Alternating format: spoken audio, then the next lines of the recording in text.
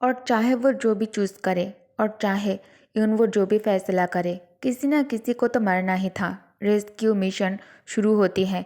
जॉन्गकुक अपने bullet proof waste को ठीक करता है। उसका एक्सप्रेशन बिल्कुल अनरीडेबल था। जब वो अपने वेपन्स चेक कर रहा था, उसके पास तैयांग खड़ा था, अपने गन में फ्रेश मैगजीन लोड करते हुए।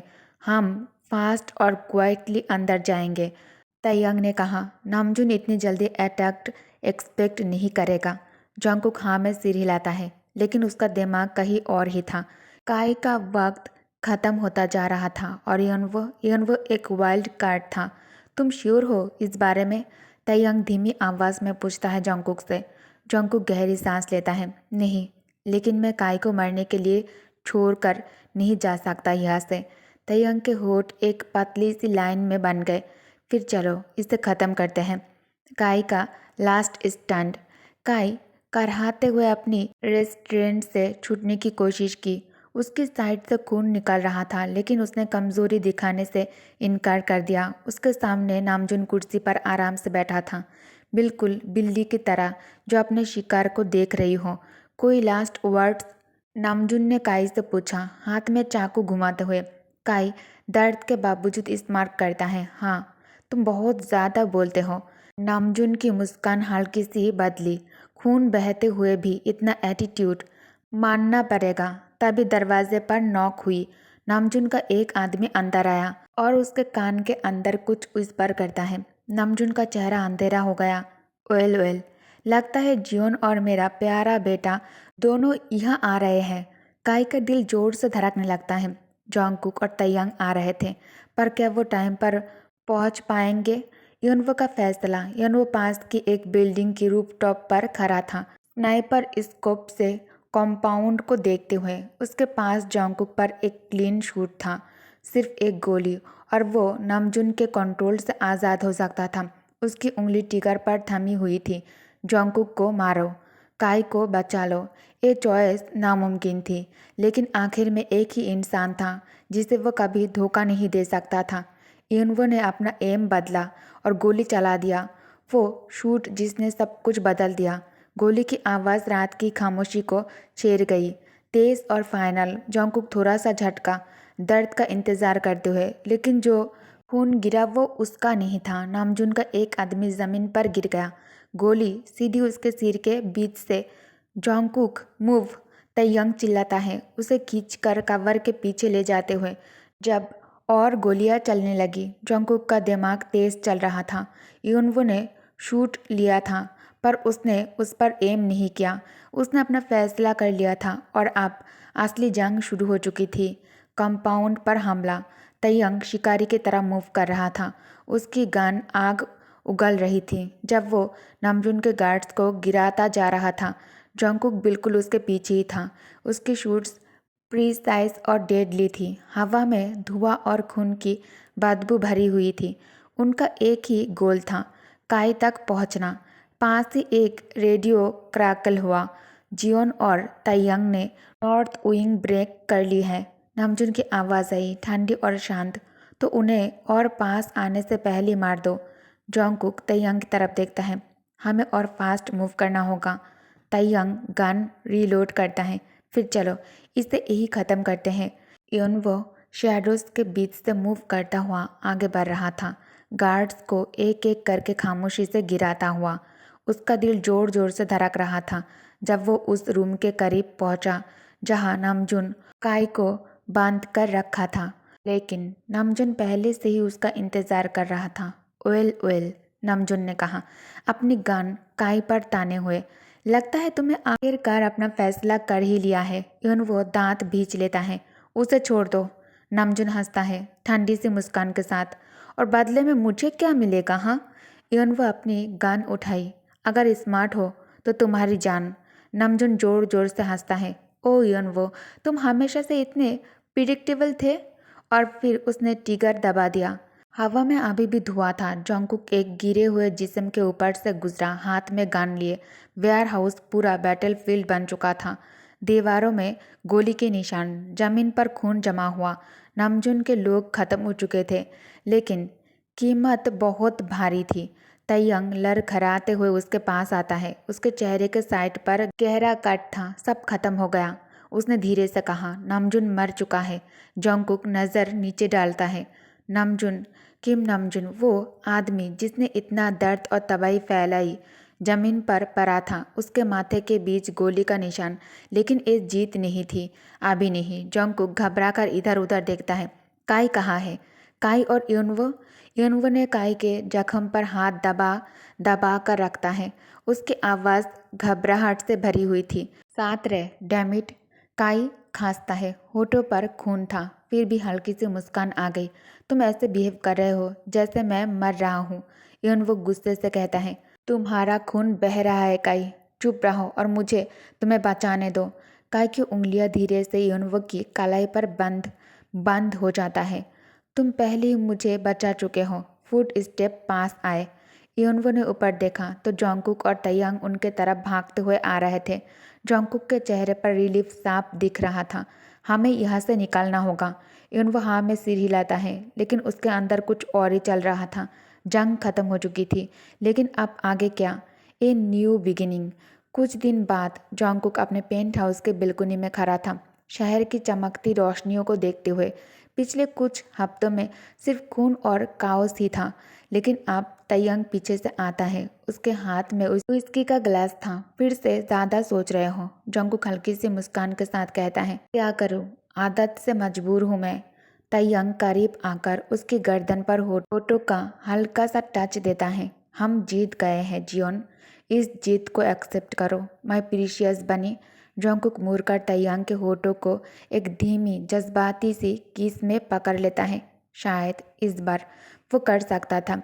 शहर के दूसरे कोने में एक शांत सेफ हाउस के अंदर काई काउच पर बैठा था, बैंडेजेस लगे हुए पर जिंदा। यूनवो उसे एक ड्रिंक देता है। थोड़ा हिचकिचाते हुए उसके पास आकर बैठ जाता है। तो अब क्या? काई ने सिर थोड़ा झुका लेता है, उसे गौर से देखते हुए। इस पर डिपेंड करता है। क्या तुमने मुझे धोखा देना बंद कर दिया है? यूनवो गहरी सांस लेता है, हल्का सा थका हुआ स्माइल देता है। हाँ, लगता है मैंने कर लिया है। काई स्मार्ट किए बिना नहीं रह सका, अपना गिलास यूनवो के गिलास से टकराते हुए।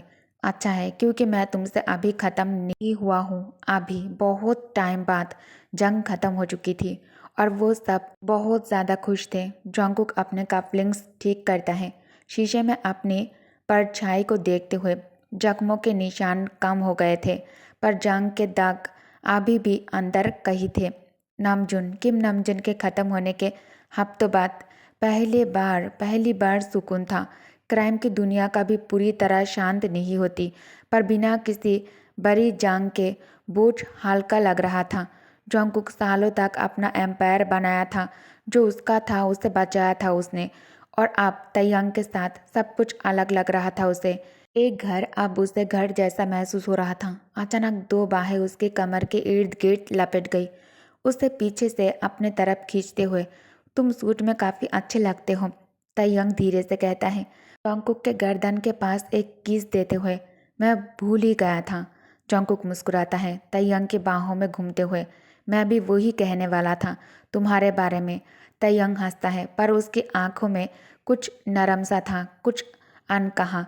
क्या तुम सच में एक कह रहे हो कि तुम पास्ट को पीछे छोड़ रहे हो? जोंगकुक गहरी सांस लेता है, अपना माथा तयंग के माथे से लगा देता है। हम बोलते नहीं, पर हम उसे अपनी पहचान भी नहीं बनने देते। तयंग हाँ में सिर हिलाता है। फिर चलो, एक पूरी दुनिया हमारा इंतजार कर रही है। काई और यूनवो सेकंड चांस। यूनवो बार के सहारे खड़ा था, काई को उसकी पीते हुए देख रहा था। वो एक छोटा शांत क्लब था, अपने पास्ट के हंगामे से दूर, उन खूनी यादों से दूर जो वो पीछे छोड़ आए थे।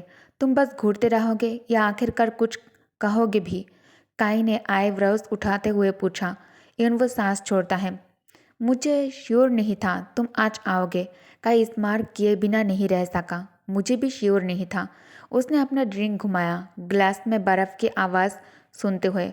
अभी तक भी मुझे समझ नहीं आ रहा है तुम्हारे साथ क्या करूं। यूनवो थोड़ा आगे झुकता है, आवाज़ धीमी हो गई। फिर मत सोचो, बस वही करो जो दिल को सही लगे। काई उसे काफ़ी देर तक देखता है, फिर अपना ड्रिंक रख देता है और युनवो की टाई पकड़ कर उसे अपने तरफ खींच लेता है। एक काफ़ी डेंजरस एडवाइस है, उसने युनवो के होठों के पास धीरे से कहा। युनवो मुस्कुराता है। मुझे डेंजरस पसंद है। चीज़ बहुत ज़्यादा धीमी थी पर गहरी। उन दोनों के बीच जो भी अनकहा था सब उसमें समा गया। एक कोई वादा नहीं था पर कुछ तो था और फिलहाल वही काफ़ी था। जॉन्गकुक तैयांग के पेंट हाउस के रूफ टॉप पर खड़े थे, नीचे चमकती सिटी लाइट्स को देखते हुए। हवा ठंडी थी और रात पॉसिबिलिटीज से भरी हुई। अब कोई जंग नहीं, तैयांग कहता है। अब भागना भी नहीं। जॉन्गकुक हाँ में सिर हिलाता है। अब पीछे मुड़कर देखना भी नहीं। तैयांग उसके तरफ मुड़ता है, होठों पर धीमी सी स्मारक आई। तुम्हें पता है ना, इसका मतलब है हमें नॉर्मल लोगों की तरह जीना सीखना पड़ेगा। जॉन्गकुक हंसता है, उसे अपने बाहों में लेकर एक किस देता है। लगता है हम मैनेज कर लेंगे। और जब वो एक दूसरे की बाहों में उलझे खड़े थे, उन दोनों को पता था ये सिर्फ शुरुआत थी। किम नामजुन पावर में पैदा हुआ था वो, लेकिन उस पावर का असली मालिक वो कभी नहीं बन पाया। किम नाम का वेट था अंडरवर्ल्ड की बुनियाद में खून से लिखा हुआ। उसके पिता जो बेरहम और हमेशा कैलकुलेशन में जीने वाले थे, तैयांग को वारिस कम और एक पौंड ज़्यादा समझते थे। तैयांग को एक वेपन की तरह ढाला गया, क्रूरल्टी से शार्प किया गया। उसे आज भी याद था पहली बार जब उसे खुद को प्रूफ करना पड़ा। सिर्फ 17 साल का था वो, हाथ में गन, उसके सामने घुटनों पर बैठा एक गद्दार। डू इट, उसके पिता का हुक्म आया था। तैयांग सिर्फ एक सेकंड के लिए रुका था, फिर ट्रिगर दबा दिया। गन शूट की आवाज़ कई दिन तक उसके दिमाग में गूंजती रही, लेकिन उसके बाद वो कभी नहीं हिचकिचाया। उस दिन उसने सीखा पावर दी नहीं जाती, छीनी जाती है, लेकिन सिर्फ पावर लेना काफ़ी नहीं होता, उसे संभाल के रखना ही असली जंग होती है। तैयांग अंधेरों में आगे बढ़ता गया, अपना रास्ता खुद बनाते हुए। उसके पास नाम था, स्किल्स था, बुक थी, लेकिन एक चीज़ की कमी थी, लॉयलिटी। डर लोगों को कंट्रोल कर सकता था, लेकिन उन्हें फॉलो करने पर मजबूर नहीं कर सकता। तैयांग आयरन ग्रिप से रूल करता था, पत्थरों को उठाने से पहले ही मिटा देता था। फिर भी चाहे जितना भी खून बहा दिया, हमेशा कोई ना कोई था जो उसकी जगह लेना चाहता था। वो ये सब अपने ही लोगों की आंखों में देखता था, पीछे चलती हुई अफवाहों में सुनता था। वो अपने पिता जैसा नहीं था, वो कुछ और था, कुछ ज़्यादा ही खतरनाक। लेकिन किंग्स भी गिरते हैं, और जब उसका एम्पायर टूटने लगा, जब गोलियां बरसने लगी और धोखे सीधा दिल में लगे, तैयांग तब किम तैयांग एक सिंपल सा समझा, पावर कभी परमानेंट नहीं होती, और ना ही वो खुद। वायलेंस से बना हुआ एक आदमी कैसे किसी के प्यार ने उसे पूरी तरह से बदल दिया। और फिर तैयांग अपने माफिया वर्ल्ड को उसके लिए छोड़ने के लिए पूरी तरह से तैयार हो गया, और अपने प्यार से मिलकर अपने ही पिता को पूरी तरह से इस दुनिया से मिटा दिया, ताकि शांति हमेशा के लिए बना रहे। और इसी के साथ इस फैन फिक्शन की दी एंड हो जाती है। और हाँ, इस फैन फिक्शन की सभी एपिसोड मैं टेलीग्राम पर अपलोड कर दूंगी। इसे मैं इस तरह से और बहुत जल्द इसलिए ख़त्म कर रही हूँ क्योंकि ज़्यादा लोग इसे पसंद नहीं कर रहे हैं। तो लोग जो स्टोरी पसंद नहीं कर रहे हैं, उसे इतना लॉन्ग बनाने की और खींचने की कोई ज़रूरत नहीं है। इससे पहले कि न्यू स्टोरी ट्राई करूँ और आप जो पसंद करते हो उस हिसाब से मैं स्टोरी शेयर करूँ तो ज़्यादा बेटर रहेगा। I am right. तो फिर आप लोग प्लीज़ इस स्टोरी को जितना भी हो सके प्यार दो, और टेलीग्राम पर जो जो लोग अभी भी इस स्टोरी को नहीं देखा है, टेलीग्राम से वॉच कर लेना, ठीक है। Thank you for watching, bye bye.